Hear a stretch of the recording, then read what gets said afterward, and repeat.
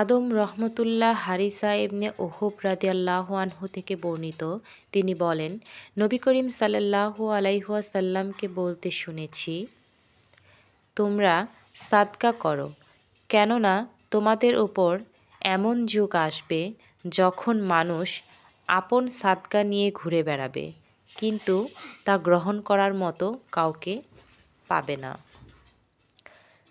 যাকে দাতা দেওয়ার ইচ্ছা করবে সে লোকটি বলবে, গতকাল পর্যন্ত নিয়ে আসলে আমি গ্রহণ করতাম, আজ আমার কোনো প্রয়োজন নেই।